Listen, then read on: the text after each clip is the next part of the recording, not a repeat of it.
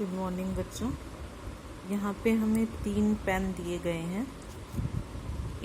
इस पेन का मूल्य है 2 रुपये, इसका मूल्य है 20 रुपये और इसका मूल्य है 10 रुपये। अब हमसे ये पूछा जाता है, हम ये तीनों चीज़ें दुकान से खरीदने के लिए गए हैं, तो हमें कुल कितने रुपए दुकानदार को देने होंगे। तो कैसे पता करेंगे? तो जब भी कुल करना हो, सब कुछ मिलाना हो, तो हम क्या करते हैं, सबके मूल्य को जोड़ देते हैं। जैसे इस पेन का मूल्य है 2 रुपये, इसका मूल्य लिखा 2 रुपये। फिर इस पेन का मूल्य है 10 रुपये, इसका मूल्य लिखिए। फिर इस पेन का मूल्य है 20 रुपये, 20 रुपये लिखिए और इन सब के मूल्य को जोड़ दीजिए जब भी कुल निकालना हो। ठीक है, बहुत सारी चाहे 2 चीज़ें दी हुई हैं या 3 वस्तुएं दी हुई हैं, अगर उनका कुल मूल्य निकालना हो तो हम जोड़ का प्रयोग करते हैं। तो तीनों का कुल मूल्य 32 रुपये हो गए और हमें दुकानदार को 32 रुपये देने होंगे। ठीक है, इसी तरह का एक और प्रश्न हमें दिया गया है। यदि पुस्तक का मूल्य 145 रुपये है तथा कार्यपुस्तिका का मूल्य 70 रुपये है, तो दोनों का मूल्य कितना होगा? तो हम पहले क्या लिखेंगे, जो भी हमें दिया जाता है वो हम पहले लिखते हैं। पुस्तक का मूल्य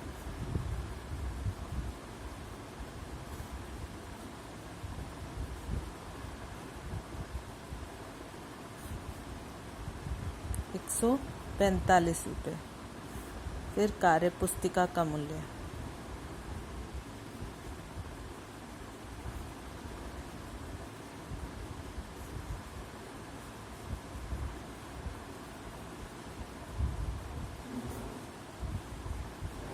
₹70।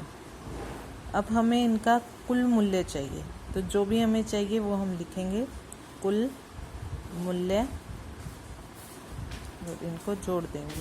5, 1, 2, 7 और 4 11, 11 का 1 हासिल, 1 और 1 2, 215 रुपये। तो ये है कि जब भी कुल 2 या 3 वस्तुएं दे रखी हैं उनका कुल निकालना है। इसी तरह का एक उदाहरण, यदि गेंद का मूल्य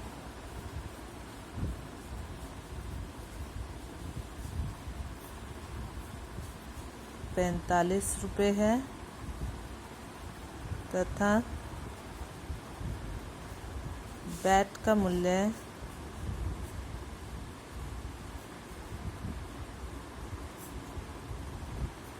645 रुपये है,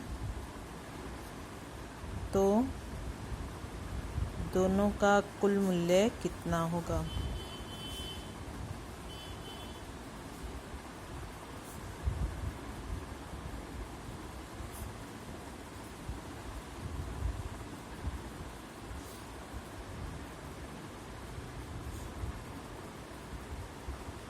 तो पहले हम लिखेंगे गेंद का मूल्य,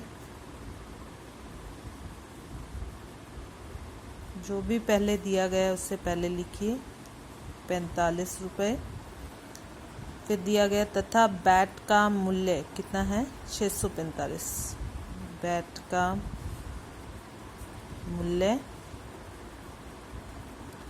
645 रुपये। तो अब हमें कुल मूल्य मतलब दोनों का कितने रुपए हो गए, दोनों का कुल मूल्य निकालना है। तो नीचे लिखिए कुल मूल्य और जोड़ दीजिए। इकाई में इकाई, दहाई में दहाई, इसी तरह जोड़ना होता है। 5 5 10, 1 हासिल, 4 और 4 8 और 1 9 और 6 का 6, 690 रुपये। इसी तरह के आपको कुछ सवाल दिए जा रहे हैं, उन्हें हल करें।